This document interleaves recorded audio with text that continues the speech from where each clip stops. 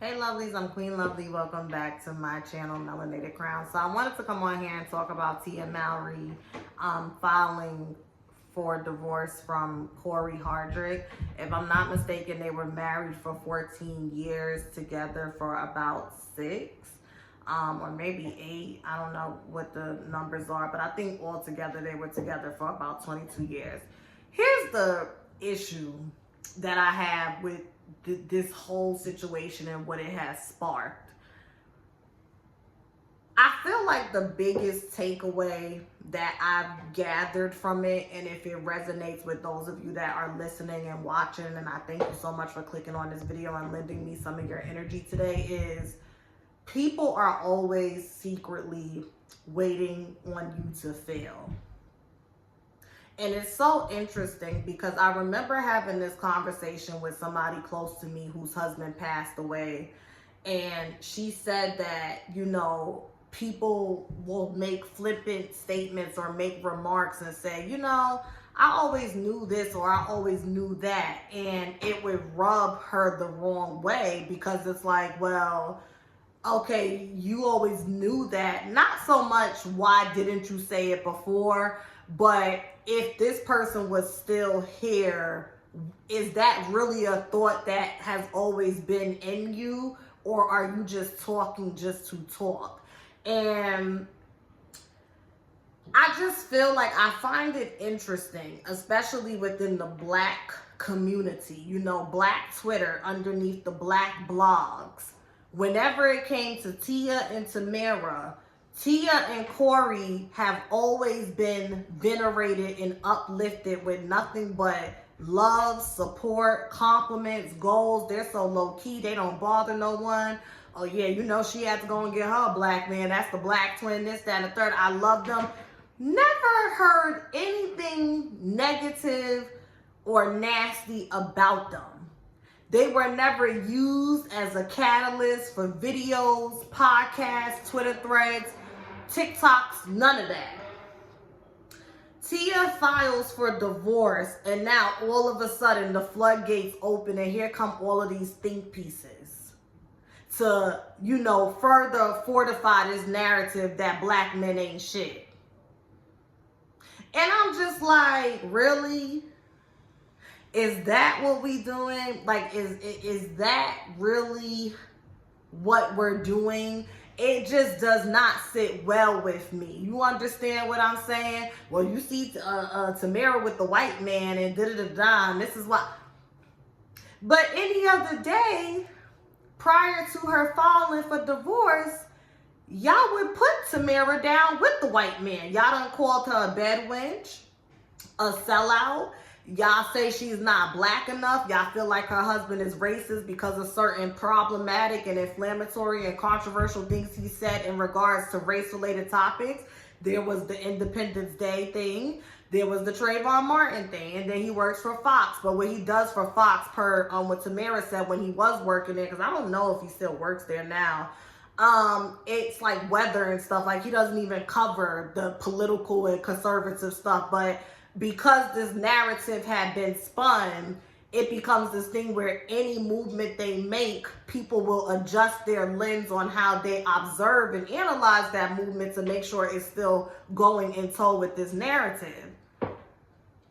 So I have a question. I don't even think this will be a long video. How do we get here? How do we go from uplifting this couple, comment sections, heart eyes and hearts, and it's beautiful black family, and the king, the black king emoji and the black queen emoji, but now that she's filed for divorce, all of a sudden you always knew something was there. I always knew something was wrong. They always go out their way to seem so perfect. Watch, God forbid if Sierra and Russell quit, that's the same thing that's gonna happen. Like, people are always waiting on you to fail. I don't care what nobody says, especially when the majority of people that you may have around you or that you may have being spectators, they're not happy. A lot of people are not happy, and that's something that I'm really starting to come to realization with. I'm the type of person where my whole universe can be going up in smoke. And because of who I am at the core, I can still extend a genuine congratulations. I can still extend genuine support and good vibes, because I don't have to root for people. I don't have to be in a good space in an effort for me to root for people, because that's just who I am. That's just who I am. And I just feel like what a lot of people shit is very conditional. Well, under these circumstances, I'm willing to, give and exude this positivity and this light, and oh my God, that's beautiful, because that's how I feel within. But when I don't feel that way within, you're not going to get that. And it's human nature. Don't get me wrong. I completely understand that. It's human nature to have moments of jealousy. It's human nature to have moments when, things are not going well in life and you take a step back. But to see the 180 collectively and culturally with how Cory and Tia have overnight gone from being like this to now all of a sudden there's so much spectating going on, it just goes to show that people be waiting for your downfall. People be waiting for your downfall. They be waiting, and it's just like, I went through that. I went through that last year when I had stuff going on, and I guess people assumed like, yeah, this is really the nail in the coffin. She ain't gonna be able to get up from this. And a lot of people showed, the mask fell, and they showed their true feelings towards me, and it could be very hurtful. But I'm just like, now we're gonna put Tamara and her husband on a pedestal. I don't have a problem with it. Y'all know, anybody who knows me knows I go up for Tamara. I'm always defending her. I love both the twins, but I always defend Tamara because Tamara is a genuinely sweet person and pure person, and I just don't be understanding why people just get a kick out of constantly using her as a punching bag. The lady don't bother nobody. She don't. But now that her sister is divorcing the black man, I bet you if Tia was to turn around whenever she decides to date again, if that's what she wants to do, and if her and Cory really go through with this and see this through, and she gets a white man, y'all not gonna have a problem with that. And this is the problem I be having. A lot of people are not principled. Their opinions are contingent upon the weather in the room.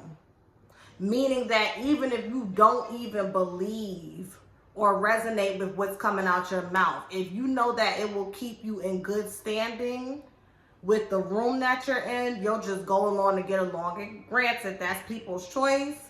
Everybody has the right to their lifestyle, but me personally, I just don't like what I've been seeing. I don't like what I've been seeing. Y'all don't put infidelity on the man.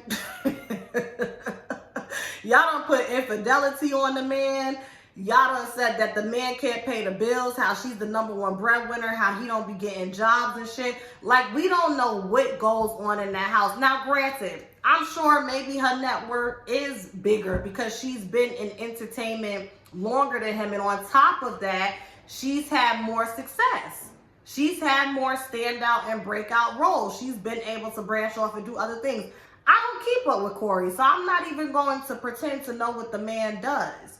But I just find it really interesting that this level of nuance that is being used to analyze why, they may be getting a divorce or whatever the case may be, wasn't present when y'all was romanticizing them and putting them on a pedestal.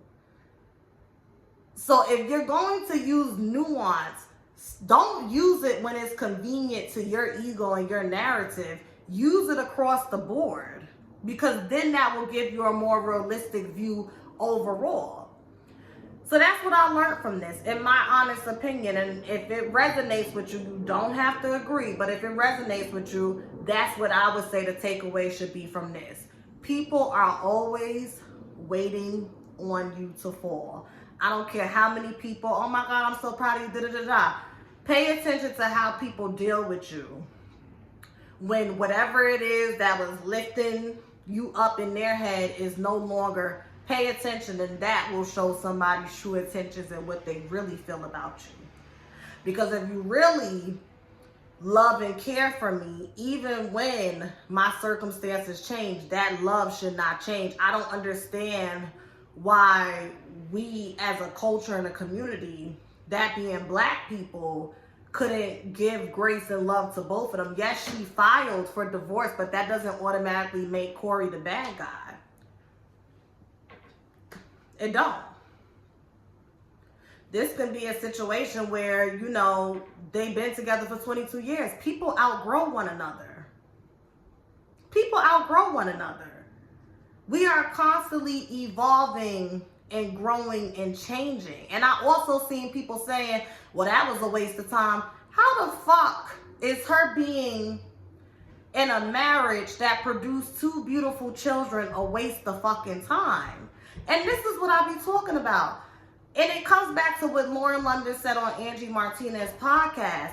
A lot of people want relationships for egotistical reasons. Not heart-centered reasons, but egotistical reasons. Why would her being in a relationship with a man that spawned 2 children or whatever else they got going on, because I don't really be all up in their relationship like that, why would that be a waste of time? I'm sure she's grown a lot. He's grown a lot. I'm sure they've learned a lot about each other and about themselves that can carry them in other areas of their life as they meet new people or as they sustain and maintain relationships with current people. I'm sure there's a lot to be learned there. And I remember even when Cory went on the reel, because he was promoting something, him and Tamara appeared to have a good rapport. So that was another thing I didn't understand. Where is this narrative coming from of, well, yeah, you know, he must have did something because Tamara's speaking on the marriage and Tamara ain't say nothing wrong. I'm just like, y'all be so miserable, and that's what irritates the fuck out of me. Y'all be so bitter and miserable. And the minute you think that somebody is walking towards your table, you be real quick to scoot over and, yeah, come sit over here. Just because she's getting divorced, it doesn't mean that she's going to be bitter. It doesn't mean that she's going to be miserable. It is a grieving process because this is something that was an intricate part of her everyday life for the past 2 decades and, you know, 2 years. But that doesn't mean that life has to just end. And it's just disgusting how people peddle their trauma and attach it to people's narratives and then run with it like it's law. But just last month, if she was there or if they was posted, their goals. Y'all have a good day. Hit the thumbs up. Let me know what you think about this whole situation. And I will be back with more commentary. Subscribe and make sure you hit and enable that notification bell so you can know when I post more content such as this. Bye.